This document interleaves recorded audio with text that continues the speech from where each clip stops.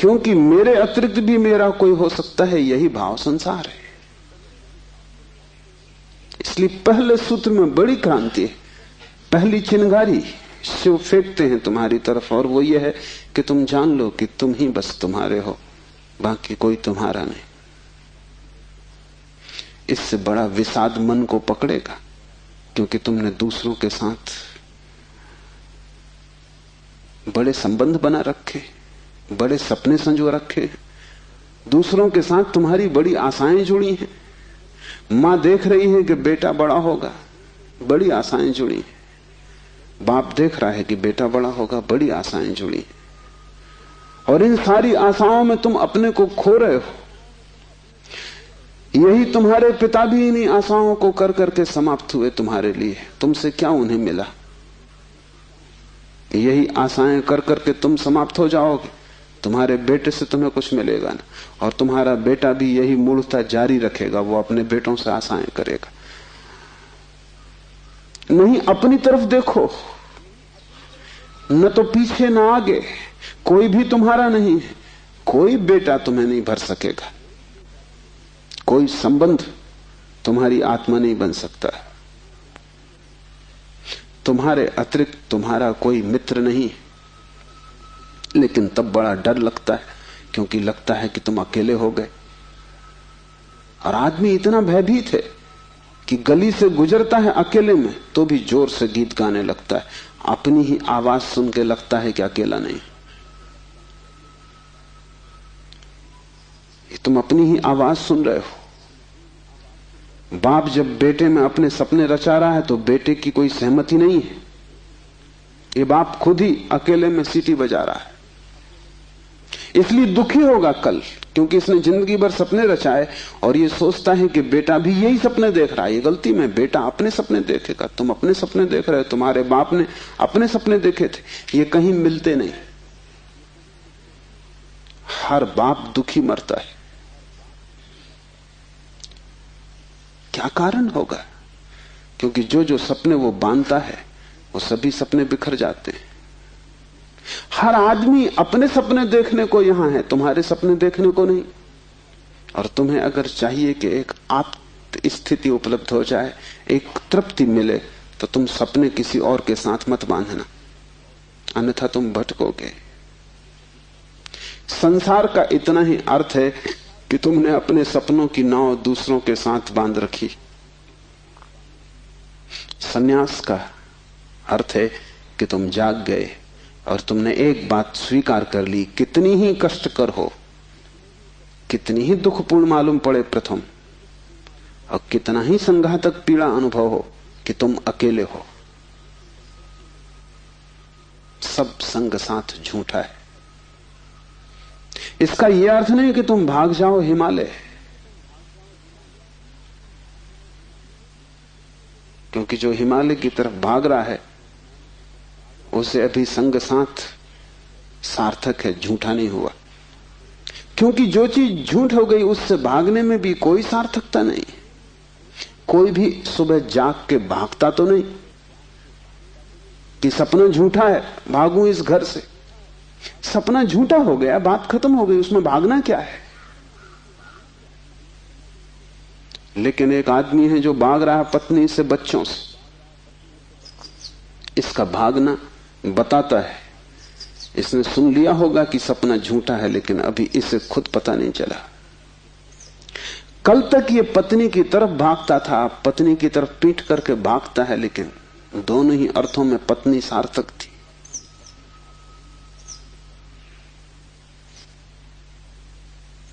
एक जैन संत हुए, गणेश वर्णी।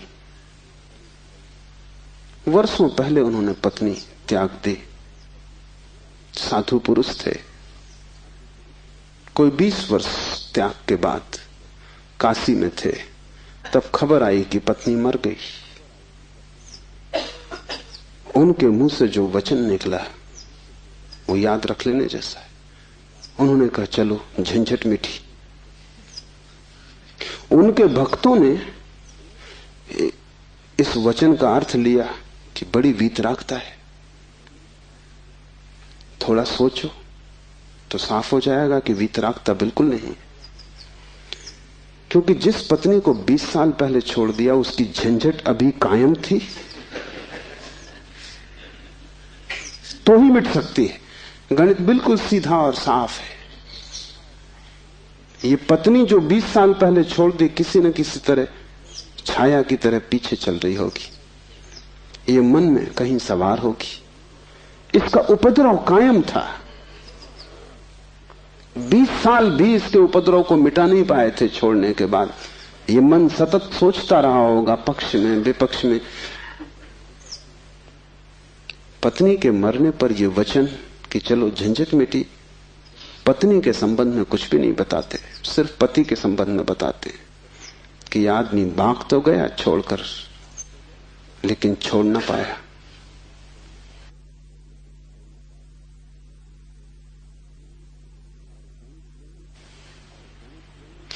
और गणेश वर्णी साधु पुरुष थे, इसलिए थोड़ा सोच लेना, साधु पुरुष भी बड़ी भ्रांति में रह सकते।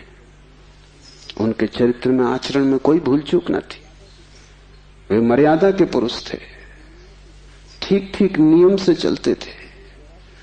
वहां कोई जरा भी दरार नहीं पा सकता, जरा त्रुटि नहीं पा सकता। सब आचरण ठीक था, साधुता पूरी थी। फिर भी भीतर कोई बात चूक गई, हिमालय पहुंच गए, झंझट सांस चली गई। फिर दूसरी बात भी समझ लेने जैसी है, और वो ये कि अगर पत्नी के मरने पर पहला ख्याल ही आया कि झंझट मिटी, तो कहीं जाने अनजाने अचेतन में पत्नी की मृत्यु की आकांक्षा भी छिपी रही होगी। वो जरा गहरा किसी तल पर पत्नी मिट जाए, न हो, समाप्त हो जाए, ये तो हिंसा हो गई। लेकिन एक एक वचन भी अकारण नहीं आता, आसमान से नहीं आता। एक एक वचन भी भीतर से आता। और ऐसे क्षणों में जबकि पत्नी मर गई इसकी खबर आई हो, तुम ठीक ठीक अपने रोजमर्रा के व्यवसायी होश में नहीं होते हो, तब तुमसे जो बात निकलती है वो ज्यादा सही होती। घंटे भर बाद तुम्हें मौका मिल जाएगा, तुम खुद ही सोच समझ के लीप पोता कर लोगे। तुम फिर जो कहोगे वो बात झूठी हो जाएगी। लेकिन तत्क्षण उस क्षण में वर्णी चूक गए।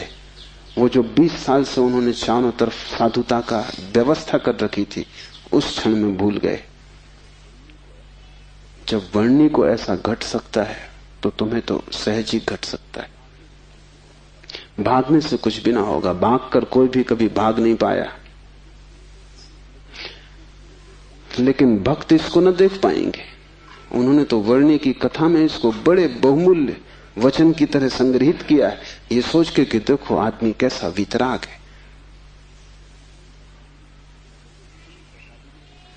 तुम्हें पता भी नहीं हो सकता कि वीतरागता क्या है। तुम राग में जीते हो, तुम्हें विराग समझ में आता है, तुमसे जो विपरीत है वो समझ में आता है। तुम जानते हो कि तुम पत्नी को छोड़ के नहीं जा सकते, और ये आदमी छोड़ के चला गया, ये आदमी तुमसे बड़ा है, ये तुमसे विपरीत है, लेकिन तुमसे भिन्न नहीं। तुम पैर के बल खड़े हो, ये आदमी सिर के बल खड़ा है, लेकिन तुम्हारे मन में और इसके मन में रत्ती भर भी फर्क नहीं। खोज के देखो, तुम सभी सोचते हो कि पत्नी झंझट। तुम एक आध ऐसा पति पा सकते हो जो कहे पत्नी झंझट नहीं। पत्नी के सामने मत पूछना, एकांत में अकेले। मुल्ला नसरुद्दीन ने मुझे कहा है कि मैं भी कभी सुखी था, लेकिन ये मुझे पता ही तब चला जब मैंने विवाह कर लिया, और तब फिर बहुत देर हो चुकी थी। मैं भी कभी सुखी था, ये पता मुझे तब चला जब मैंने विवाह कर लिया, लेकिन तब तक तो बहुत देर हो चुकी थी, सुख हाथ से जा चुका था। पति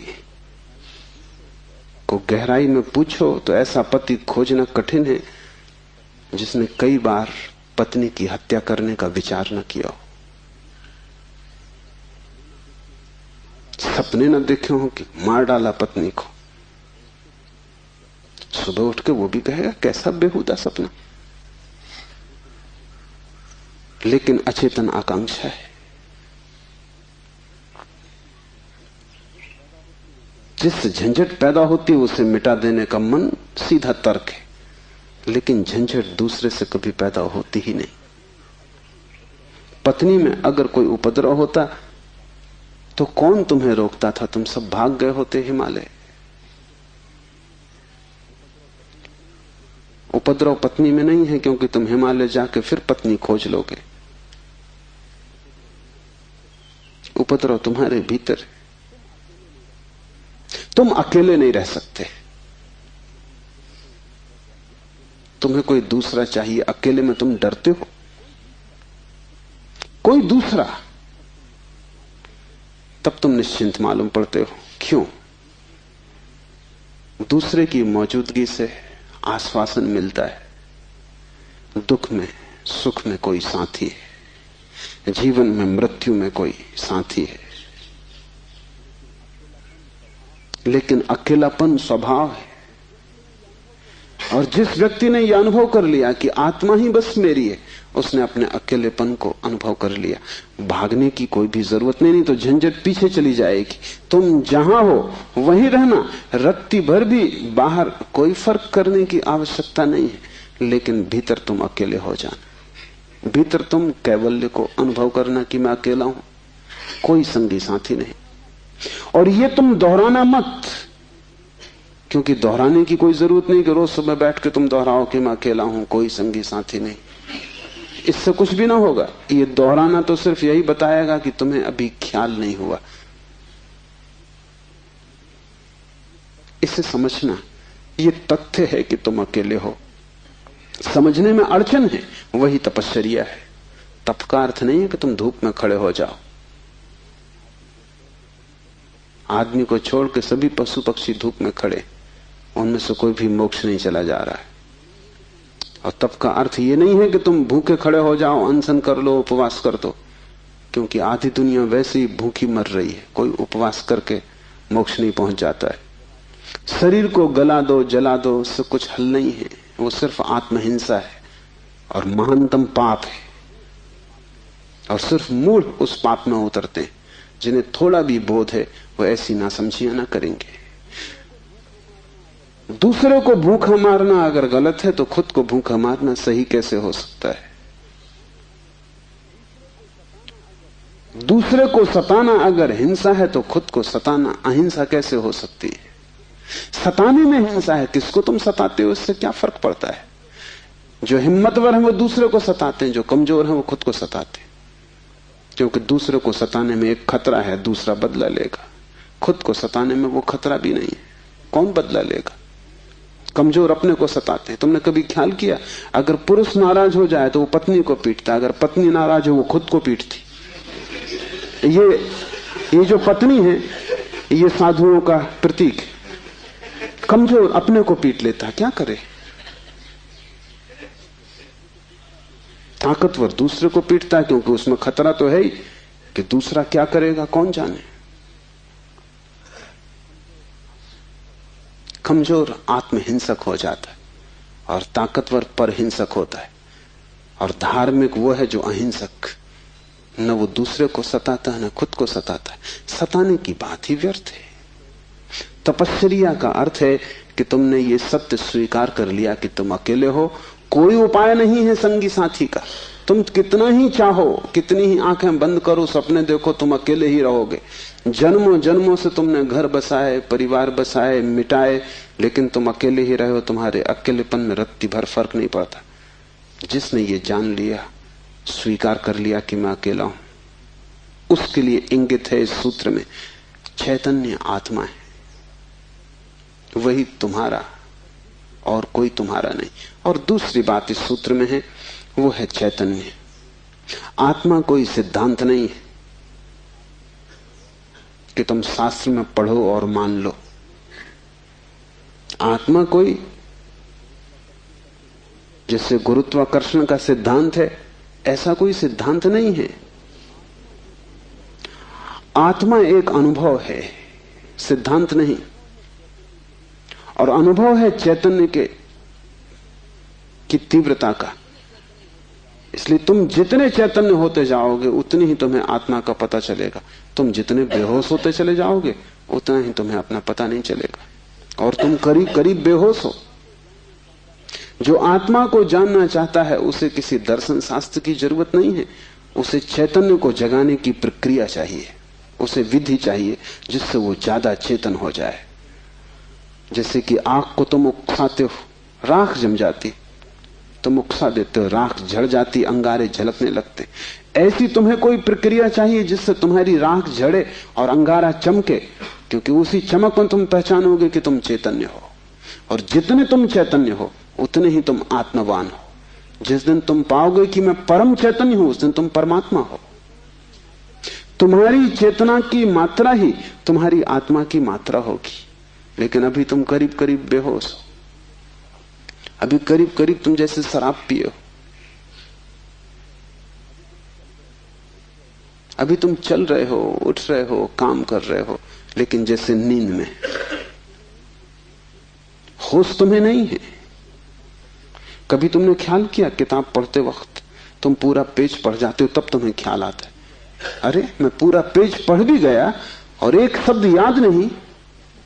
तुमने कैसे पढ़ा होगा पूरा पेज? तुम पढ़ सकते हो सोए सोए,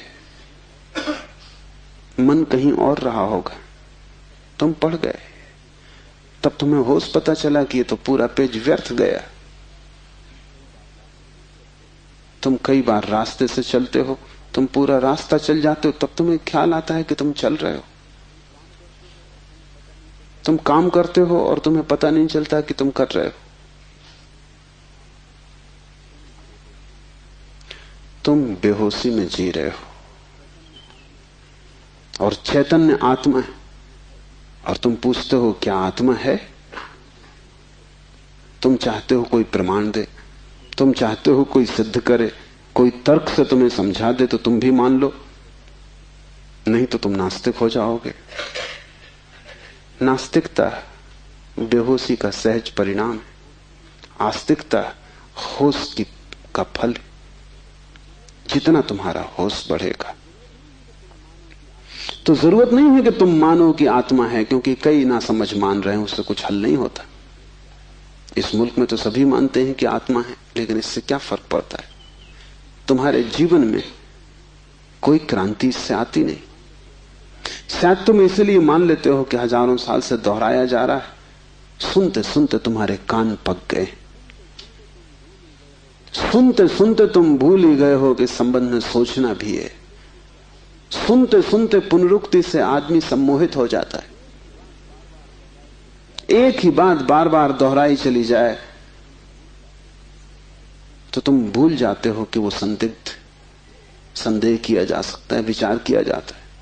और फिर आत्मा है, इससे तुम्हें बड़ा संतोष भी मिलता है। शरीर मरेगा ये तुम्हें पता है, आत्मा नहीं मरेगी, इससे बड़ी हिम्मत बनती है। और आत्मा कभी नहीं मरेगी, अग्नि उसे जलाएगी नहीं, शस्त्र उसे छेदेंगे नहीं, मृत्यु उसका कुछ बिगाड़ ना सकेगी। इससे तुम्हें बड़ी सांत्वना मिलती, पर सांत्वना सत्य नहीं है।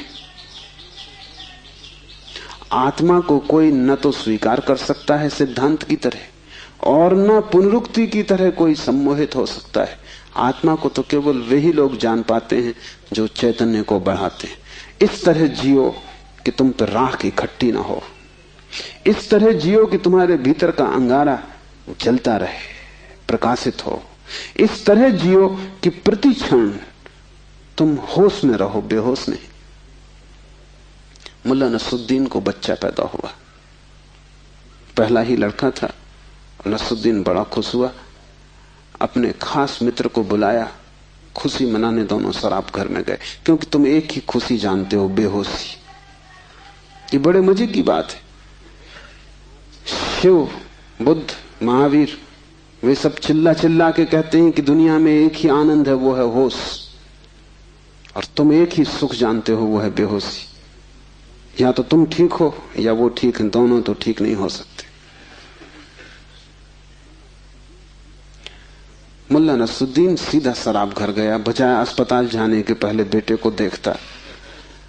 उसने कहा कि पहले जरा आनंद कर लें, कितने दिनों का सपना पूरा हुआ। डट के दोनों पी गए। जब दोनों पी के पहुंचे अस्पताल और कांच की खिड़की में से बेटे को देखा तो मुल्ला रोने लगा।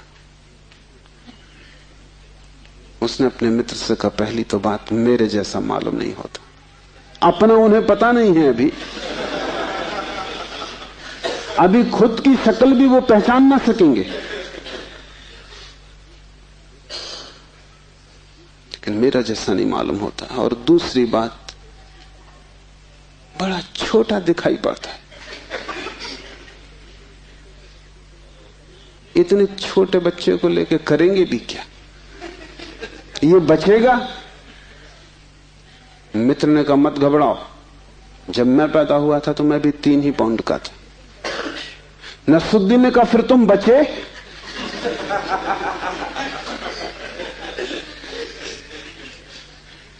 मित्र सोचने लगा, क्योंकि वो भी बेहोशी में था।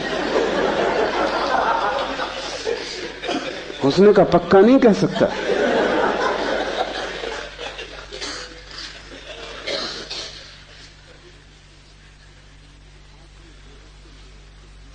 आदमी बेहोशी में है, उसके जीवन का सारा परिप्रेक्ष्य, उसकी सारी दृष्टि उसकी बेहोशी से भर जाती, सब धुआं धुआं हो जाता है।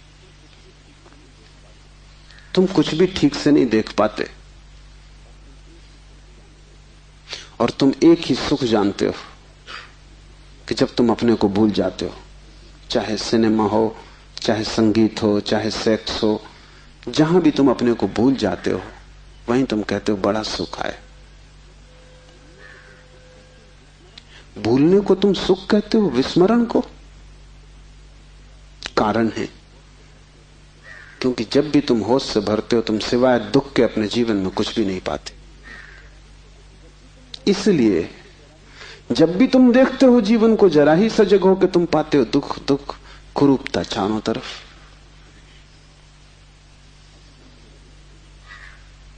एक मेरे मित्र अविवाहित ही रह गए, उनसे मैंने पूछा कि क्या हुआ, कैसे चूक गए? तो उन्होंने कहा कि बड़ी अड़चन आई। जिस स्त्री को मैं प्रेम करता था, जब मैं शराब पी लेता तब वो मुझे सुंदर मालूम पड़ती, तब मैं शादी करने को राजी, लेकिन तब वो राजी नहीं। और जब मैं होश में होता तब मैं राजी नहीं, तब वो राजी होती थी। इसलिए चूक गए, कोई उपाय ना हुआ, मेल ना हो सका। तुम जब भी आंख खोल कर देखोगे सब तरफ कुरूपता और दुख पाओगे। जब तुम बेहोश होते हो तब सब ठीक लगता है। इसलिए तुम्हें तकलीफ मालूम पड़ती, चैतन्य आत्मा असंभव। इसलिए दुख से गुजरना होगा। उसको ही तपश्चर्या कहा है। जब कोई व्यक्ति जागना शुरू करता है तो पहले तो उसे दुख में से ही गुजरना होगा, क्योंकि तुमने जन्मों जन्मों तक दुख अपने चारों तरफ निर्मित किए हैं। कौन उनसे गुजरेगा तुम अगर न गुजरे तो? इसको हमने कर्म कहा है। कर्म का कुल इतना ही अर्थ है कि जन्मों जन्मों तक हमने चारों तरफ दुख निर्मित किए, जाने अनजाने हमने दुख की फसल बोई है, काटेगा कौन? तो जब भी तुम होश में आते हो तुम्हें फसल दिखाई पड़ती, बड़ी लंबी, इस खेत से तुम्हें गुजरना पड़ेगा। डर के मारे तुम वहीं बैठ जाते हो, फिर आंख बंद करके शराब पी लेते हो कि ये तो बहुत झंझट का काम है। लेकिन जितनी तुम शराब पीते हो उतनी ये फसल बढ़ती जाती। हर जन्म तुम्हारे कर्म की श्रृंखला में कुछ और जोड़ जाता है, घटाता नहीं। तुम और भी गर्त में उतर जाते हो, नरक और करीब आ जाता है। होश से भरोगे तो पहला तो घटना ये घटने ही वाली है कि तुम्हारे जीवन में चारों तरफ दुख दिखाई पड़ेगा, नरक, क्योंकि तुमने वो निर्मित किया है। और अगर तुमने हिम्मत रखी, साहस रखा और तुम उस दुख से गुजर गए, तो जिस दुख से तुम सचेतन रूप से गुजर जाओगे वो फसल कट गई। उन दुखों से तुम्हें न गुजरना पड़ेगा फिर। और अगर एक बार तुम सारी दुख की श्रृंखला से गुजर जाओ, कर्म की श्रृंखला से, क्योंकि वो तुम्हारी आत्मा के चारों तरफ बंधी हुई जंजीरें, अगर तुम उन सब से गुजर जाओ और होश न खो और हिम्मत जारी रखो कि कोई फिक्र नहीं, जितना दुख मैंने पैदा किया है मैं गुजरूंगा, मैं अंत तक जाऊंगा। मैं उस प्रथम घड़ी तक जाना चाहता हूं जब मैं निर्दोष था और दुख की यात्रा शुरू ना हुई थी, जब मेरी आत्मा परम पवित्र थी और मैंने कुछ भी संग्रह न किया था दुख का। मैं उस समय तक प्रवेश करूंगा ही, चाहे कुछ भी परिणाम हो, कितना ही दुख, कितनी ही पीड़ा। अगर तुमने इतना साहस रखा तो आज नहीं कल दुख से पार होकर तुम उस जगह पहुंच जाओगे जहां शिव का सूत्र तुम्हें समझ में आएगा, चैतन्य आत्मा है। और एक बार तुम अपने भीतर के चैतन्य में प्रतिष्ठित हो जाओ, फिर तुमसे कोई दुख पैदा नहीं होता, क्योंकि बेहोश आदमी अपने चारों तरफ दुख पैदा करता है। तुमने देखा है शराबी को चलते हुए रास्ते पर वो कैसा डगमगाता है? ऐसी तुम्हारी जिंदगी है, कहीं पैर रखते हो कहीं पड़ता है, कहीं जाना चाहते हो कहीं पहुंच जाते हो, कुछ करना चाहा था कुछ और ही हो जाता है, कुछ कहने निकले थे कुछ और ही कह के घर लौट आते हो। इसे तुम रोज देख रहे हो, फिर भी तुम समझ नहीं पाते कि क्यों हो रहा है। तुम गए थे किसी से क्षमा मांगने और झगड़ा करके वापस आ गए। होश में हो तुम बात प्रेम की कर रहे थे, दुश्मनी हो गई।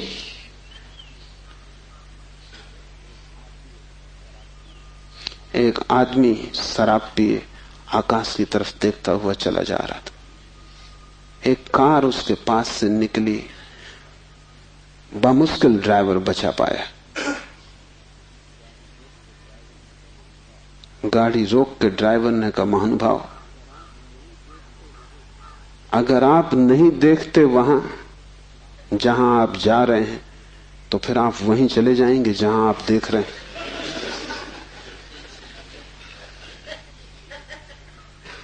और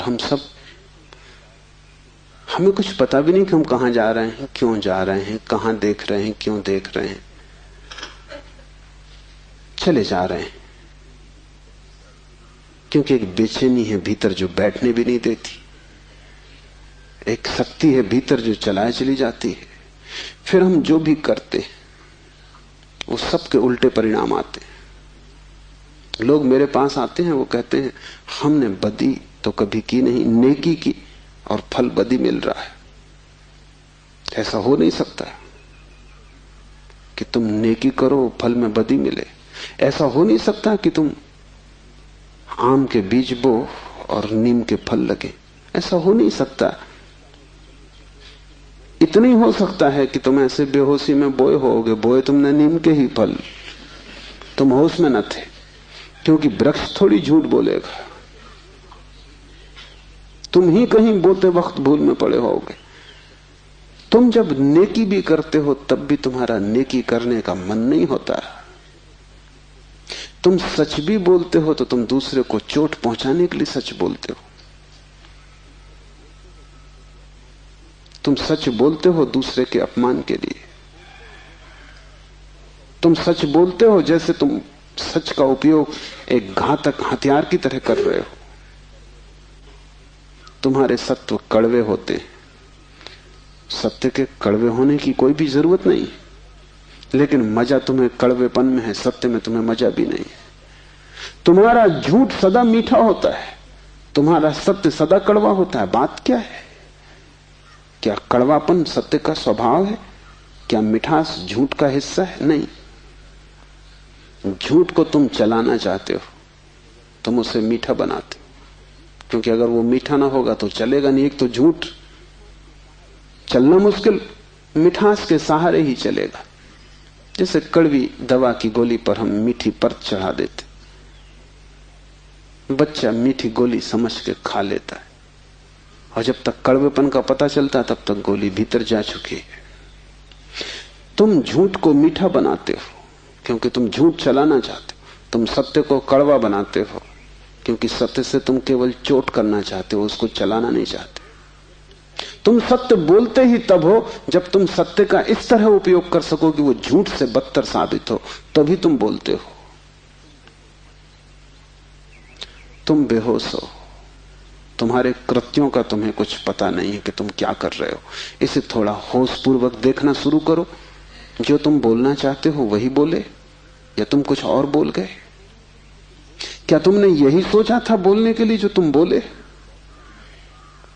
मार्क ट्वेन लौटता था एक रात, उसकी पत्नी ने पूछा, घर आया तो पत्नी ने पूछा कैसा रहा व्याख्यान? वो व्याख्यान देने गया था। उसने कहा कौन सा व्याख्यान? जो मैंने तैयार किया था वो, या जो मैंने वहां दिया वो, या जो मैं चाहता था कि देता वो? कौन सा व्याख्यान? एक तो आदमी तैयार करता है और एक आदमी फिर जो देता है, उसमें बड़ा फर्क है। और फिर एक जो घर लौटते वक्त तो सोचता है दिया होता है। वो तीनों अलग अलग हैं। होश में हो। सब निशाने तुम्हारे चूक जाते हैं। तुम्हारी जिंदगी में कभी भी कोई निशाना लगा? आंख बंद करके भी आदमी तीर चलाता रहे तो कभी ना कभी निशाना लगेगा। मैंने सुना है कि अगर बंद घड़ी भी दीवार पे टंगी रहे तो 24 घंटे में 2 बार सही समय बताएगी। तुम्हारी जिंदगी में ऐसा भी नहीं आया कि 2 बार भी तुमने सही समय बताया होता। तुम बंद घड़ी से गए बीते हो। अंधेरे में भी आदमी तीर चलाता रहे तो कभी ना कभी निशान पे लग जाएगा। तुम खुली आंख से होश में प्रकाश में तीर चलाते हो, कभी निशाने पे नहीं लगता। क्या बात होगी? मुल्ला नसरुद्दीन को बड़ा शौक था हिरन की शिकार करने का। तीसरी बार जब वो शिकार करने जंगल पहुंचा और जंगल के विश्राम गृह में उसने अपना सामान रखा और तैयारी की, और जब सूटकेस खोला तो उसमें एक बड़ी फोटो रखी थी और पत्नी ने उस फोटो के नीचे लिखा था, मुल्ला हिरन इस तरह का होता है। उन्हें शिकार का शौक था लेकिन हिरन का पता नहीं था। तुम कुछ भी मार मूर के घर आ जाओगे, हिरन ठीक से फोटो देख लेना। तुम सब जगह चूक गए हो। वही तुम्हारे जीवन का दुख है और चूकने का कुल कारण है कि तुम होश में नहीं हो। इसलिए जो भी करो होशपूर्वक करो। उठो तो भी होशपूर्वक, चलो तो भी होशपूर्वक। महावीर ने कहा है विवेक से चलो, विवेक से बैठो, विवेक से भोजन करो, विवेक से बोलो, विवेक से सो तक। महावीर से कोई पूछता है कि साधु कौन, तो महावीर ने कहा जो अमूर्छित है। और असाधु कौन, तो महावीर ने कहा जो मूर्छित है। जो सोया सोया जी रहा है वो असाधु, जो जागा जागा जी रहा है वो साधु। यही शिव कह रहे हैं, चैतन्य आत्मा। चैतन्य को बढ़ाओ। धीरे धीरे आत्मा की झलक तुम्हारे जीवन में आनी निश्चित है। दूसरा सूत्र है ज्ञानम बंधा। ज्ञान बंध है। बड़ी हैरानी का सूत्र है। ज्ञान के बहुत अर्थ हैं। एक तो जब तक तुम इस ज्ञान से भरे हो कि मैं हूं, तब तक तुम अज्ञान में रहोगे, क्योंकि मैं अज्ञान है, अहंकार अज्ञान है। जिस दिन तुम आत्मा से भरोगे उस दिन हूंपन तो रहेगा, मैंपन नहीं रहेगा। मैं हूं, इसमें से मैं तो कट जाएगा, सिर्फ हूं रहेगा। इसे थोड़ा प्रयोग करके देखो। कभी किसी वृक्ष के नीचे शांत बैठकर खोजो कि तुम्हारे भीतर मैं कहां है। तुम कहीं भी ना पाओगे। हूं तो तुम सब जगह पाओगे, मैं तुम कहीं भी ना पाओगे। सब जगह तुम्हें अस्तित्व मिलेगा, लेकिन अस्तित्व के साथ अहंकार तुम्हें कहीं भी ना मिलेगा। अहंकार तुम्हारी निर्मिति है, वो तुम्हारा बनाया हुआ है, वो झूठा है, वो असत्य है, उससे ज्यादा अप्रामाणिक और कुछ भी नहीं। वो काम चलाऊ है, उसकी संसार में जरूरत है, लेकिन उसकी सत्य में कहीं भी कोई स्थान नहीं। तो एक तो मैं हूं, ये ज्ञान बंध का कारण है। मेरा बोध, हूपन का बोध नहीं। हूपन का बोध तो शुद्ध है, उसमें कोई सीमा नहीं है। जब तुम कहते हो हूं, तो तुम्हारे हूं में और वृक्ष के हूं में कोई फर्क होगा? तुम्हारे हूं में और मेरे हूं में कोई फर्क होगा? जब तुम सिर्फ हो तो नदियां, पहाड़, वृक्ष सभी एक हो गए। जैसे ही मैंने कहा मैं, वैसे ही मैं अलग हुआ। जैसे ही मैंने कहा मैं, वैसे ही तुम टूट गए, पर हो गए, अस्तित्व से मैं पृथक हो गया। हूपन ब्रह्म है और मैं मनुष्य की अज्ञान दशा है। जब तुम जानते हो कि सिर्फ हूं, तब तुम्हारे भीतर केंद्र नहीं होता, तब सारा अस्तित्व एक हो जाता है। तब तुम उस लहर की तरह हो जो सागर में खो गई। अभी तुम उस लहर की तरह हो जो जम के बर्फ हो गई है, सागर से टूट गई है। ज्ञानम बंधा, पहला तो ज्ञान बंध है, इस बात का ज्ञान कि मैं हूं। दूसरा ज्ञान बंध है वो सब ज्ञान जो तुम बाहर से इकट्ठा कर लिए हो, जो तुमने शास्त्रों से चुराया है, जो तुमने सद्गुरुओं से उधार लिया है, जो तुम्हारी स्मृति है, वो सब बंधन है। उससे तुम्हें मुक्ति ना मिलेगी। इसलिए तुम पंडित से ज्यादा बंधा हुआ आदमी ना पाओगे। मेरे पास सब तरह के लोग आते हैं, सब तरह के मरीज, उसमें पंडित से ज्यादा कैंसर ग्रस्त कोई भी नहीं। उसका इलाज नहीं, वो ला इलाज है। उसकी तकलीफ यह है कि वो जानता है, इसलिए न वो सुन सकता न वो समझ सकता।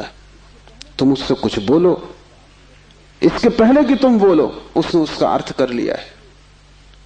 इसके पहले कि वो तुम्हें सुने उसने व्याख्या निकाल ली। शब्दों से भरा हुआ चित्त जानने में असमर्थ हो जाता है। वो इतना ज्यादा जानता है बिना कुछ जाने, क्योंकि सब जाना हुआ उधार है। शास्त्र से अगर ज्ञान मिलता होता तो सभी के पास शास्त्र है, ज्ञान सभी को मिल गया होता। ज्ञान तो तब मिलता है जब कोई निशब्द हो जाता है, जब वो सभी शास्त्रों को विसर्जित कर देता है, जब वो उस सब ज्ञान को जो दूसरों से मिला है वापस लौटा देता है जगत को, जब वो उसे खोजता है जो मेरा मूल अस्तित्व है, जो मुझे दूसरे से नहीं मिला। इसे थोड़ा समझो, तुम्हारा शरीर तुम्हें मां और पिता से मिला है। तुम्हारे शरीर में तुम्हारा कुछ भी नहीं है। आधा तुम्हारी मां का दान है, आधे तुम्हारे पिता का दान है। फिर तुम्हारा शरीर तुम्हें भोजन से मिला है, वो जो रोज तुम भोजन कर रहे हो। 5 तत्वों से मिला है, वायु है, अग्नि है, 5 तत्व हैं, उनसे तुम्हें मिला है। इसमें तुम्हारा कुछ भी नहीं है। लेकिन तुम्हारी चेतना तुम्हें 5 तत्वों में से किसी से भी नहीं मिली है। तुम्हारी चेतना तुम्हें मां और पिता से भी नहीं मिली है। तुम जो जो जानते हो वो तुमने स्कूल विश्वविद्यालय से सीखा है, शास्त्रों से सुना है, गुरुओं से पाया है। वो तुम्हारे शरीर का हिस्सा है, तुम्हारी आत्मा का नहीं। तुम्हारी आत्मा तो वही है जो तुम्हें किसी से भी नहीं मिली। जब तक तुम उस शुद्ध तत्व को न खोज लोगे जो निपट तुम्हारा है, जो तुम्हें किसी से भी नहीं मिला है, न मां ने दिया, न पिता ने, न समाज ने, न गुरु ने, न शास्त्र ने, वही तुम्हारा स्वभाव है। ज्ञान बंद है क्योंकि वो तुम्हें इस स्वभाव तक न पहुंचने देगा। ज्ञान ने ही तुम्हें बांटा है। तुम कहते हो मैं हिंदू, तुमने कभी सोचा कि तुम हिंदू क्यों हो? तुम कहते हो मैं मुसलमान, तुमने कभी विचारा कि तुम मुसलमान क्यों हो? हिंदू और मुसलमान में फर्क क्या है? क्या उनका खून निकाल के कोई डॉक्टर परीक्षा करके बता सकता है कि हिंदू का खून है, ये मुसलमान का खून? क्या उनकी हड्डियां काट के कोई बता सकता है कि हड्डी मुसलमान से आती है कि हिंदू से आती है? कोई उपाय नहीं। शरीर की जांच से कुछ भी पता न चलेगा, क्योंकि दोनों के शरीर 5 तत्वों से बनते हैं। लेकिन अगर उनकी खोपड़ी की जांच करो तो पता चल जाएगा कि कौन हिंदू है कौन मुसलमान है, क्योंकि दोनों के शास्त्र अलग, दोनों के सिद्धांत अलग, दोनों के शब्द अलग। शब्दों का भेद है तुम्हारे बीच। तुम हिंदू हो क्योंकि तुम्हें एक तरह का ज्ञान मिला जिसका नाम हिंदू, दूसरा जैन है क्योंकि उसे दूसरे तरह का ज्ञान मिला जिसका नाम जैन। तुम्हारे बीच जितने फासले हैं, दीवालें हैं, वो ज्ञान की दीवालें, और सब ज्ञान उधार। तुम एक मुसलमान बच्चे को हिंदू के घर में रख दो, वो हिंदू की तरह बड़ा होगा, वो ब्राह्मण की तरह जनेऊ धारण करेगा, वो उपनिषद और वेद के वचन उद्धृत करेगा। और तुम एक हिंदू के बच्चे को मुसलमान के घर रख दो, वो कुरान की आयत दोहराएगा।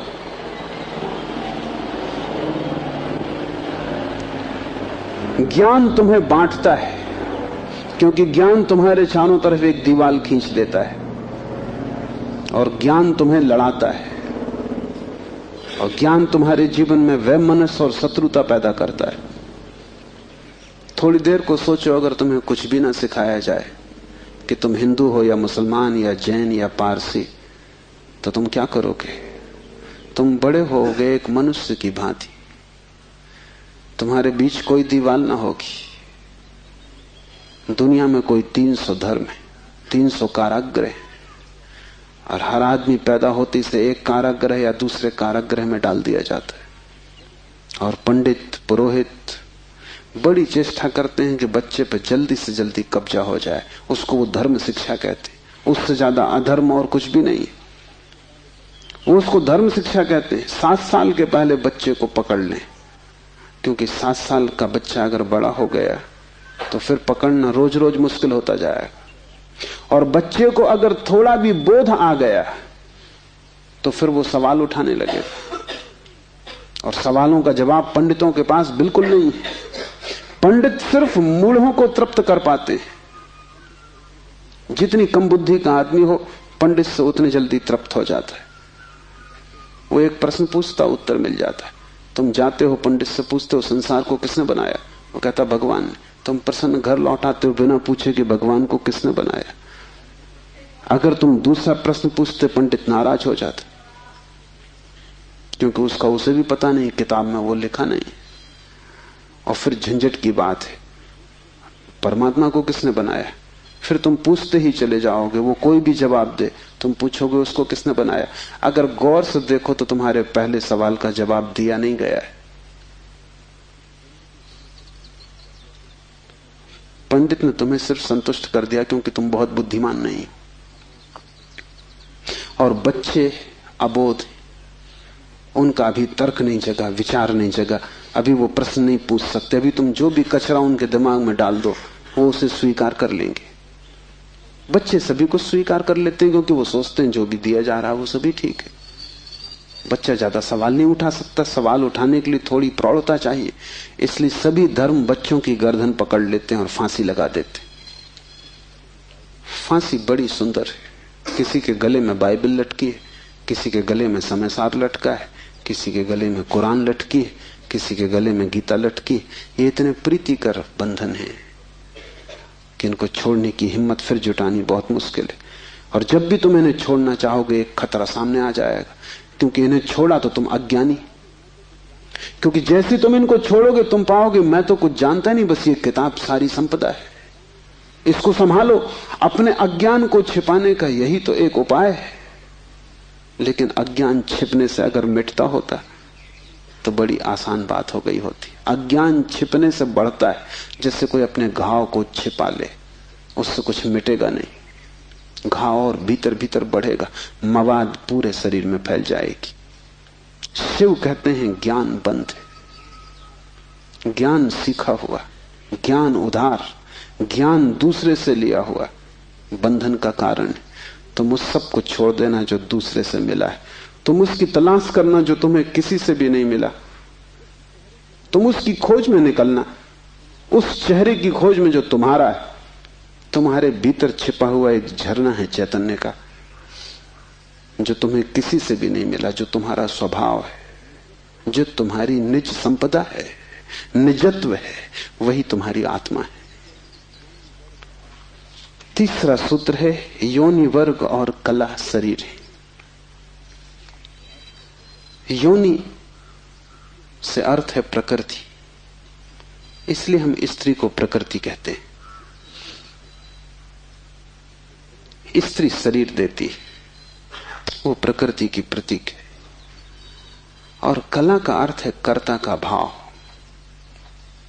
एक ही कला है, वो कला है संसार में उतरने की कला, और वो है कर्ता का भाव। इन दो चीजों से मिलकर तुम्हारा शरीर निर्मित होता है। तुम्हारे कर्ता का भाव, तुम्हारा अहंकार, और प्रकृति से मिला हुआ शरीर। अगर तुम्हारे भीतर कर्ता का भाव है तो तुम्हें योग्य शरीर प्रकृति देती चली जाएगी। इसी तरह तुम बार बार जन्मे हो। कभी तुम पशु थे, कभी पक्षी थे, कभी वृक्ष थे, कभी मनुष्य। तुमने जो चाहा है वो तुम्हें मिला है। तुमने जो आकांक्षा की है, तुमने जो कर्तृत्व की वासना की है, वही घट गया है। तुम्हारे कर्तृत्व की वासना घटना बन जाती है, विचार वस्तुएं बन जाते। इसलिए बहुत सोच विचार के वासना करना, क्योंकि सभी वासनाएं पूरी हो जाती हैं देर अबेर। अगर तुम बहुत बार देखते हो आकाश में पक्षी को और सोचते हो कैसी स्वतंत्रता पक्षी को, खास हम पक्षी होते, देर न लगेगी, जल्दी तुम पक्षी हो जाओ। तुम अगर देखते हो एक कुत्ते को संभोग करते हुए और तुम सोचते हो कैसी स्वतंत्रता, कैसा सुख, जल्दी ही तुम कुत्ते हो जाओ। तुम जो भी वासना अपने भीतर संग्रहित करते हो वो बीज बन जाती। प्रकृति तो केवल शरीर देती है, कलाकार तो तुम ही हो, स्वयं को निर्माण करने वाले। अपने शरीर को तुमने ही बनाया है, ये कला का अर्थ है। कोई तुम्हें शरीर नहीं दे रहा है, तुम्हारी वासना ही निर्मित करती है। तुमने कभी ख्याल किया, रात तुम सोते हो तो आखिरी जो विचार होता है सोते समय, वही सुबह उठते वक्त पहला विचार होगा। रात भर तुम सोए रहे, वो बीज की तरह विचार भीतर पड़ा रहा, जो अंतिम था वो सुबह प्रथम होगा। तुम मरोगे इस शरीर से, आखिरी मरते क्षण में तुम्हारे सारे जीवन की वासना संग्रहित होकर बीज बन जाएगी। वही बीज नया गर्भ बन जाएगा। जहां से तुम मिटे वहीं से तुम फिर शुरू हो जाओगे। तुम जो भी हो ये तुम्हारा ही कृत्य है, किसी दूसरे को दोष मत देना। यहां कोई दूसरा है भी नहीं जिसको दोष दिया जा सके। ये तुम्हारे ही कर्मों का संचित फल है। तुम जो भी हो, सुंदर कुरूप, दुखी सुखी, स्त्री पुरुष, तुम जो भी हो, ये तुम्हारे ही कृत्यों का फल है। तुम ही हो कलाकार अपने जीवन के। मत कहना कि भाग्य ने बनाया है, क्योंकि वो धोखा है। उस भांति तुम जिम्मेवारी किसी और पर टाल रहे हो। मत कहना कि परमात्मा ने भेजा है। तुम परमात्मा पर जिम्मेदारी मत डालना, क्योंकि ये तरकीब है खुद के दायित्व से बचने की। इस कारागृह में तुम अपने ही कारण हो। जो व्यक्ति इस बात को ठीक से समझ लेता है कि अपने ही कारण मैं यहां हूं, उसके जीवन में क्रांति शुरू हो जाती। शिव कह रहे हैं योनि वर्ग और कला शरीर है। प्रकृति तो सिर्फ योनि है, वो तो सिर्फ गर्भ है। तुम्हारा अहंकार उस योनि में बीज बनता है।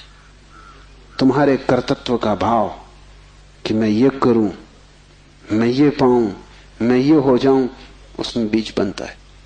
और जहां भी तुम्हारे कर्तृत्व की कला और प्रकृति की योनि का मिलन होता है, शरीर निर्मित हो जाता है। इसलिए बुद्ध पुरुष कहते हैं सभी वासनाओं को छोड़ दो, तभी तुम मुक्त हो सकोगे। तुमने अगर स्वर्ग की वासना की तो तुम देवता हो जाओगे, लेकिन वो भी मुक्ति ना होगी, क्योंकि वासनाओं से कभी भी अशरीर की स्थिति पैदा नहीं होती। सभी वासनाओं से शरीर निर्मित होते हैं। जब तक तुम निर्वासना को उपलब्ध नहीं हो, जब तक तृष्णा तुमने पूरी ही नहीं छोड़ दी, तब तक तुम नए शरीरों में भटकते रहोगे। और शरीर के ढंग अलग हों, शरीर की मौलिक स्थिति एक ही जैसी है। शरीर के दुख समान है, चाहे पक्षी का शरीर हो चाहे आदमी का शरीर हो, दुखों में कोई भेद नहीं है।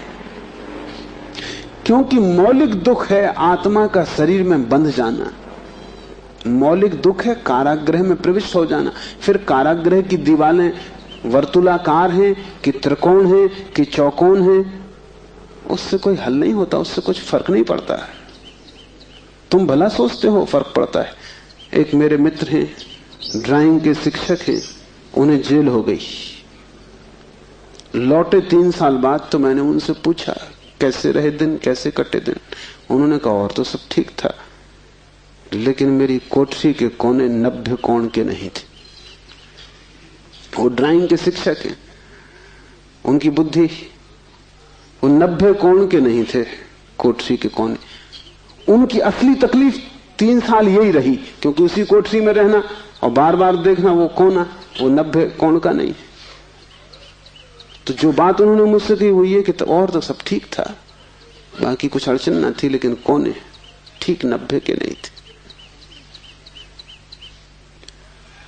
कोने 90 के हों कि 90 के ना हो, इससे क्या बुनियादी फर्क पड़ेगा। कारागृह कारागृह, पक्षी का शरीर के आदमी का बहुत फर्क नहीं पड़ता। बंद तुम हो गए वही दुख है, बंध गए तुम वही दुख है। वासना बांधती, वासना है रज्जु जिससे हम बंधते हैं। और ध्यान रखना, तुम्हारे अतिरिक्त और कोई जिम्मेवार नहीं है। उद्धमो भैरवा, चौथा सूत्र है उद्धम ही भैरव है। उद्धम उस आध्यात्मिक प्रयास को कहते हैं जिससे तुम इस कारागृह के बाहर होने की चेष्टा करते हो। भैरव शब्द पारिभाषिक है। भा का अर्थ है भरण, रा का अर्थ है रवण, वा का अर्थ है वमन। भरण का अर्थ है धारण, रवण का अर्थ है संहार और वमन का अर्थ है फैलाना। भैरव का अर्थ है ब्रह्म, जो धारण किए है, जो संभाले है, जिसमें हम पैदा होंगे और जिसमें हम मिटेंगे, जो विस्तार है और जो ही संकोच बनेगा, जो सृष्टि का उद्भव है और जिसमें प्रलय होगा। मूल अस्तित्व का नाम भैरव है। शिव कहते हैं उद्धम ही भैरव है। और जिस दिन भी तुमने आध्यात्मिक जीवन की चेष्टा शुरू की, तुम भैरव होने लगे, तुम परमात्मा के साथ एक होने लगे। तुम्हारी चेष्टा की पहली किरण और तुमने सूरज की तरफ यात्रा शुरू कर दी। पहला ख्याल तुम्हारे भीतर मुक्त होने का, और ज्यादा दूर नहीं है मंजिल, क्योंकि पहला कदम करीब करीब आधी यात्रा है। उद्धम भैरव है। पाओगे देर लगेगी, मंजिल पहुंचने में समय लगेगा, लेकिन तुमने चेष्टा शुरू की और तुम्हारे भीतर बीज आरोपित हो गया कि मैं उठूं इस कारागृह के बाहर, मैं जाऊं शरीर से मुक्त हूं, मैं हटूं वासना से, मैं अब और बीज न बोऊं इस संसार को बढ़ाने के, मैं और जन्मों की आकांक्षा न करूं। तुम्हारे भीतर जैसे ही ये भाव सघन होना शुरू हुआ कि अब मैं मूर्छा को तोड़ूं और चैतन्य बनूं, वैसे ही तुम भैरव होने लगे, वैसे ही तुम ब्रह्म के साथ एक होने लगे। क्योंकि वस्तुतः तो तुम एक हो ही, सिर्फ तुम्हें स्मरण आ जाए। मूलतः तो तुम एक हो ही, तुम उसी सागर के झरने हो, तुम उसी सूरज की किरण हो, तुम उसी महाआकाश के एक छोटे से खंड हो। पर तुम्हें स्मरण आना शुरू हो जाए और दीवारें विसर्जित होने लगे तो तुम उस महाआकाश के साथ एक हो जाओगे। उद्धम भैरव है। बड़ी सघन चेष्टा करनी जरूरी है, क्योंकि नींद गहरी है। तोड़ोगे सतत तो ही टूट पाएगी, आलस्य करोगे संभव नहीं होगा। आज तोड़ोगे कल फिर बना लोगे तो फिर भटकते रहोगे। एक हाथ से तोड़ोगे दूसरे से बनाते जाओगे तो श्रम व्यर्थ होगा। उद्यम का अर्थ है तुम्हारी पूरी चेष्टा संलग्न हो जाए। लोग मेरे पास आते हैं, वो कहते हैं हम करते हैं लेकिन कुछ हो नहीं रहा, और मैं उनकी शक्ल देखता हूं वो करते हैं ही नहीं, या ऐसा मरे मरे करते हैं जैसे मक्खियां उड़ा रहे हैं। उनके करने में कोई प्राण नहीं है, इसलिए नहीं होता। लेकिन वो आते ऐसे हैं जैसे कि वो परमात्मा पे कोई बड़ी कृपा कर रहे हैं कि करते हैं और नहीं हो रहा, तो शिकायत लेके आए कि कहीं कुछ गड़बड़ हो रही, कहीं कोई अन्याय हो रहा है, कि दूसरों को हो रहा है हमें नहीं हो रहा। इस जगत में अन्याय होता ही नहीं। इस जगत में जो भी होता है न्याय है, क्योंकि यहां कोई आदमी नहीं बैठा है न्याय अन्याय करने को। जगत में तो नियम है, उन्हीं नियमों का नाम धर्म है। तुम अगर इस क्षेत्र से चले गिरोगे, टांग टूट जाएगी, तो तुम जाके अदालत में ये नहीं कहोगे कि गुरुत्वाकर्षण के कानून पर एक मुकदमा चलाता हूं, तो अदालत कहेगी तुम तिरछे मत चलते। गुरुत्वाकर्षण तुम्हें गिराने में उत्सुक नहीं है, न तुम्हें संभालने में उत्सुक है। तुम जब सीधे सीधे चलते हो वही तुम्हें संभालता है, जब तुम तिरछे चलते हो वही तुम्हें गिराता है। न गिराने की उसकी कोई आकांक्षा है, न संभालने की। तटस्थ है जगत का नियम, उस तटस्थ नियम का नाम धर्म है। उसको हिंदुओं ने रित कहा है।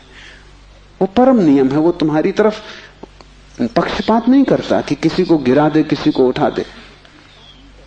तुम जैसे ही ठीक चलने लगते हो वो तुम्हें संभालता है, तुम गिरना चाहते हो वो तुम्हें गिराता है। वो हर हालत में उपलब्ध है। तुम जैसा भी उसका उपयोग करना चाहते हो वो तुम्हें खुला है, उसके द्वार बंद नहीं है। तुम सिर ठोकना चाहते हो दरवाजे से, सिर ठोक लो। तुम दरवाजा खोल के भीतर जाना चाहते हो, भीतर चले जाओ। वो तटस्थ है। उद्यम भैरव है, महान श्रम चाहिए। उद्यम का अर्थ है प्रगाढ़ श्रम, तुम्हारी समग्रता लग जाए श्रम में, उसका नाम उद्यम है। और तब देर न लगी कि तुम्हारे भैरव हो जाने में। शक्ति चक्र के संधान से विश्व का संहार हो जाता है, 5वां सूत्र है। और अगर तुमने ठीक उद्यम किया, अगर तुमने अपनी संपूर्ण ऊर्जा को संलग्न कर दिया चेष्टा में, सत्य की खोज, परमात्मा की खोज या आत्मा की खोज में, तो तुम्हारे भीतर जो शक्ति का चक्र है वो पूर्ण हो जाता है। अभी तुम्हारे भीतर शक्ति का चक्र पूर्ण नहीं है, कटा बटा है। वैज्ञानिक कहते हैं कि बुद्धिमान से बुद्धिमान आदमी भी अपनी 15% से ज्यादा प्रतिभा का उपयोग नहीं करता। 85% प्रतिभा ऐसे ही सड़ जाती। ये तो बुद्धिमान आदमी की बात है। बुद्धू का क्या हिसाब, वो तो शायद करते ही नहीं। हम अपने शरीर की भी ऊर्जा का पूरा उपयोग नहीं करते, 5% ज्यादा से ज्यादा। तो अगर हम मंदे मंदे जीते, अगर हमारा दिया टिमटिमाता टिमटिमाता लगता है, तो कसूर किसका है? तुम जीते ही नहीं पूरी तरह। जैसे तुम जीने से भी भयभीत हो कि लपट कहीं जोर से ना आ जाए। तुम डरे डरे हो, तुम कपते कपते जीते हो। तो फिर शक्ति का जो चक्र है तुम्हारे भीतर वो पूरा नहीं हो पाता। तो तुम्हारी गाड़ी ऐसे चलती है जैसे कभी कार को तुमने देखा हो, पेट्रोल कभी आता कभी नहीं आता, कभी कचरा आता, तो कार ऐसे चलती जैसे हिचकी खा रही हो।